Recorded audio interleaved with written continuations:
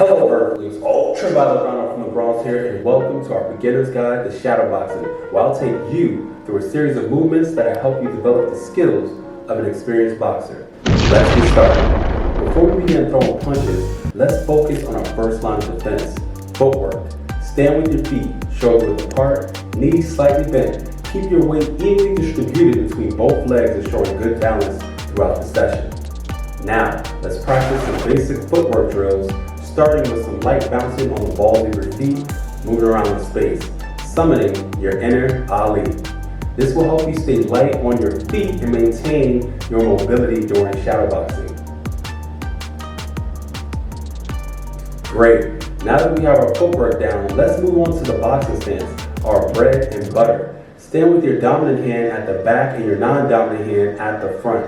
Keep your elbows in, hands up to protect your face, chin tucked, back foot right outside your front foot, and make your body a small target. This is your defensive position. Excellent. You're in the proper stance now. Let's start with the basic punch and the most important, the jab. Extend your lead hand straight out, rotating your fist slightly. Remember to retract it quickly and try to keep your elbows in to maintain a good guard, like this. Now, let's throw a straight punch with your rear hand, known as the cross.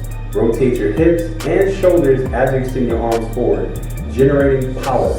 You don't always have to pivot your back foot, but it helps in the beginning stage to understand the form and getting those hips engaged. Now let's put it all together, making it the best combination in boxing history, the jab cross. Fantastic. You're getting the hang of it. Now let's add some hooks to your arsenal. With your lead hand, throw a hook by pivoting your front foot and rotating your hips and shoulders, keeping your elbow at a 90-degree angle. Now, when throwing hooks, you do not always have to pivot your front foot or back foot as long as you sit on the punch and rotate your hips. It's all good. Excellent job. Now, let's incorporate uppercuts.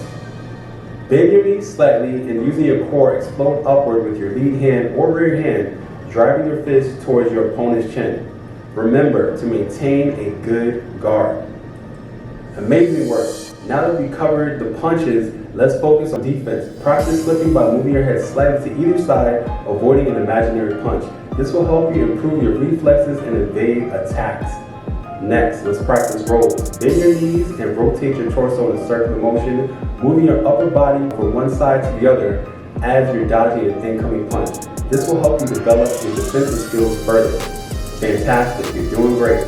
As we approach the end of this follow-along session, I encourage you to put all of the techniques together in fluid combinations. Mix up your punches, incorporate defensive moves, and keep your footwork sharp. Now let's give it a run and see what you took from this. Go!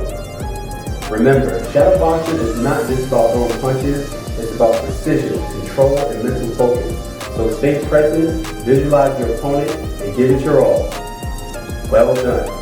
You completed the follow-along session shadowboxing training for beginners. Remember, practice makes perfect, so keep refining your skills and you'll see progress over time. Thank you for joining me today. Now get out there, keep training, and unleash the boxer within you. Now if you liked the video, please subscribe, and if you like videos just like this one, check out this video right here. But other than that, peace and love, everyone.